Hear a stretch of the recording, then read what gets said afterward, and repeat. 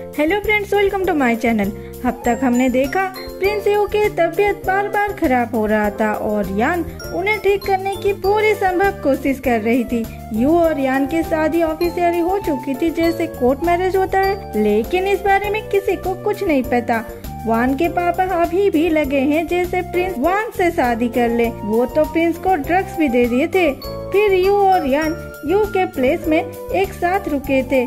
दोपहर से सुबह हो गई। दोनों एक साथ जब ब्रेकफास्ट कर रहे थे तभी फेई वहाँ आती है और बोलती है, मैडम माँ जी को कुछ हो गया है और तुम्हारे बड़े पापा उन्हें बांध के रखे हैं। यान बोलती है, क्या, कब हुआ ये सब? फेई बोलती है, कल जब आप मैसेज भेजे कि आप आज वापस नहीं आएंगे। यान बोलती है उन लोगों को जो पनिशमेंट मिली है उसका बदला इससे ले रहे हैं। यू मैं जा रही हूँ। यू बोलता है, मैं भी जाऊंगा, लेकिन यू की तबीयत ठीक नहीं था, इसलिए यान उसे रेस्ट करने को बोलती है। प्रिंस यू बोलते हैं, मैं तुम्हें प्रोटेक्ट करने की कसम लिया था, लेकिन मैं किसी काम का नहीं। यान बोलती है, ऐसा मत बोलो, तुम मेरे साथ अपने कुछ लोगों को भेज सकते हो, उतना ही काफी होगा उन लोगों को मेरे घर से निकालने में। ये सुन के प्रिंस यू थोड़ा रिलैक्स होके फेंग को बोलते हैं, फेंग तुम कुछ गार्ड को साथ लेके यान के साथ जाओ। याद रखना, तुम्हें किसी भी हालत में यान और माजी को बचाना है। कुछ भी हो जाए डरना मत, जो भी होगा उसका जिम्मेदार मैं रहूंगा। फिर दिखाता है यान अपने घर के अंदर जा रही थी और वहाँ जाके वो पहले अपने माँ को ढूंढती है और माँ को बड़ी खराब हालत में पाती है। यान की माँ इतनी बुरी हालत में थी कि वो अपने ही बेटी को पहचान नहीं पाती और काट के खून निकाल देती है। यान उन्हें बेहोश करके फेई को बोलती है, इन्हें अपने रूम को ले जाओ और अच्छे से केयर करना। फिर वो बोलती है, इस घर में दो परिवार नहीं रह सकते, और बाहर जाके चिल्लाती है, वान और उसके फैमिली निकलो बाहर। वान और बुढ़िया बाहर आते हैं। यान पूछती है, तुम लोग मेरे माँ के साथ क्या किए हो? सच सच बोलो। बुढ़िया बोलती है, तुम्हारी माँ अचानक से पागल हो गई, हम पे ना आटा भी की, हमें काटा भी, इसलिए हमने उसे बांध दी। यान बोलती है, अच्छा, कल तक तो वो ठीक थे, आज पागल हो गए, सच बताओ। बुढ़िया बोलती है, अरे सच बोल रही हूँ, उसने तो हम सभी पे अटैक किया है। वान बोलती है, हाँ वो तो बेड पे पड़ी थी, तूने उसे ठीक करके पागल बना दी। अब तक बेड पे पड़ी होती तो आज पागल ना होती। यान गुस्से से बोलती है, फेंग इसे एक चांटा मारो। वान चांटा खाने के बाद भी चुप नहीं रहती।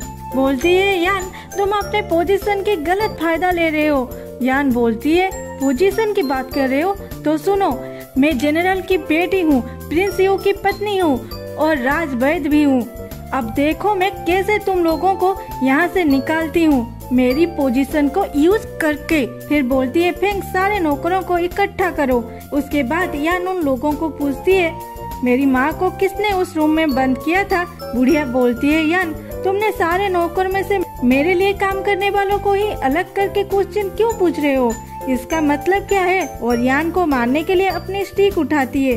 फेंग तलवार निकाल के यान के सामने खड़ा हो जाता है और बोलता है, प्रिंस यू बोले हैं यान जो चाहे वो कर सकती है, जो भी प्रॉब्लम होगा प्रिंस उसका रिस्पॉन्सिबिलिटी लेंगे। ये सुन के बुढ़िया चुपचाप खड़ी हो जाती है। यान बोलती है, ठीक है, अगर कोई बोलना नहीं चाहते हो तो देखो मैं क्या करती हूँ। फिर फेंग को बोलती है, फेंग इन्हें ले जाओ और तब तक पानी पिलाओ जब तक ये ना बोल दे क्या हुआ था। और सारे नौकर पानी पीने लगते हैं। यान फिर बोलती है, जल्दी से बोल दो यहाँ क्या हुआ था, नहीं तो पानी पीते रहो जब तक मर ना जाओ। बुढ़िया चिल्लाती है, कोई ऑर्डर नहीं दिया था इन लोगों को कुछ करने के लिए, तुम उन्हें फोर्स कर रहे हो झूठी गवाह देने के लिए। नौकरों में से एक लड़की बोलती है, मैं और नहीं पी सकती। दूसरी बोलती है, मैं बोलूंगी, मैं सारी सच बोलूंगी। फेंगू से यान के सामने लाती है। वो बोलती है, वान बोले थे कि मैडम को रूम में बंद करने के लिए, और वो ये भी बोले थे। इतने में ही वान उसे लात मारने लगती है, तू मेरे बारे में बोलेगी? तभी फेंग उसे तलवार दिखाती है तो वान चुपचाप खड़ी हो जाती है। यान बोलती है, जो भी बोलेगा मेरी माँ को पॉइजन किसने दिया था उसे 100 सिल्वर के साथ यहाँ से जाने की फ्रीडम भी मिलेगा। ये सुन के और एक लड़की बोलती है, मैं बोलूंगी, और बोलती है, कल मैडम ठीक थे, उसके बाद वो आपके बड़े पापा और दादी से मिले। इतने कहते ही वहाँ बड़े पापा आके उसे मार डालते हैं। यान बोलती है, बड़े पापा क्या आप गवाहों को मार देना चाहते हैं? लेकिन इसे कैसे मिटाओगे? और प्रिंस दिए हुए अकाउंट बुक दिखाती है, जिसमें कैसे राज परिवार के लिए रखे चीजों को वान के पापा अपने दुकान में बेच दिए थे, उसका कच्चा चीठा था। ये देखने के बाद बड़े पापा घबरा जाते हैं। वो यान के पैरों में गिर के माफी मांगते हैं। बुढ़िया भी क्रोकोडाइल के आंसू दिखाते हुए बोलती है, तुम्हारी बड़े पापा है, ये इस घर के फैमिली मेंबर है, इस बात को लीक मत करना, नहीं तो हम सारे मारे जाएंगे। यान बोलती है, 3 दिन के अंदर अपना सामान लेके यहाँ से चले जाओ, नहीं तो मुझसे बुरा कोई नहीं होगा। वान बोलती है, यान तू मेरे पापा के खिलाफ कंप्लेन नहीं कर सकती, अगर करेगी तू भी फंसेगी, क्योंकि सिर्फ तेरे पास है।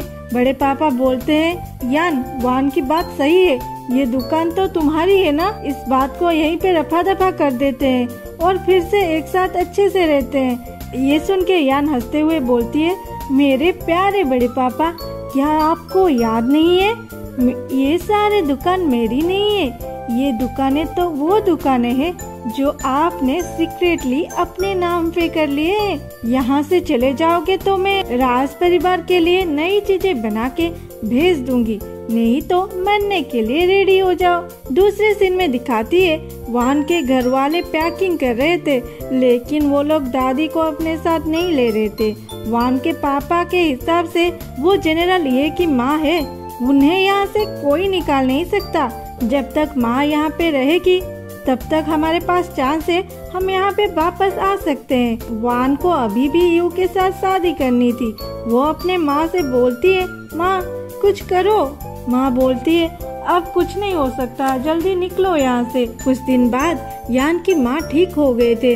यान उन्हें घुमा रही थी, तभी फेई आती है। वो बहुत मुस्कुरा रही थी और बोलती है, प्रिंस आए हैं, प्रिंस। यान बोलती है, इसमें क्या बड़ी बात है, वो तो कितने बार ना बोलते हुए मेरे बेडरूम में आ चुके हैं। ये सुन के माँ जी बोलते हैं, अच्छा और क्या क्या मुझसे छुपाई हो? तभी फेई बोलती है, प्रिंस इस बार प्रपोज करने आए हैं। दूसरे सीन में वो दोनों यू के सामने होते हैं। यू बोलते हैं, आज मैं आया हूँ मेरे सासू माँ को यान से शादी करने की अनुमति लेने के लिए। यान बोलती है, कितनी फॉर्मेलिटी दिखा रहे हो, माँ चलो बैठो यहाँ पे। माँ जी बोलते हैं, मेरी बेटी एक नंबर की शैतान है। प्रिंस बोलते, नहीं नहीं वो तो बहुत यूनिक है। यान बोलती है, हाँ वही तो।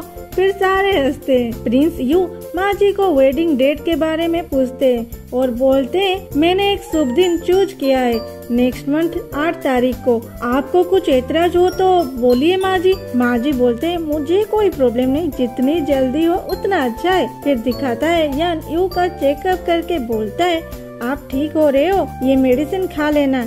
यू बोलती है, इस मेडिसिन के बदले क्या करना पड़ेगा? यान बोलती है, चलो वेडिंग ड्रेस ट्राई करते हैं। दोनों वेडिंग ड्रेस में बहुत ही क्यूट दिख रहे थे और वो दोनों चलते हैं माँ जी से ब्लेसिंग लेने। यहीं पे ये कहानी खत्म हुआ। ड्रामा कैसे लगा जरूर बताना और मेरी दूसरे ड्रामा देखना मत भूलना। Bye bye, thanks for watching, love you all.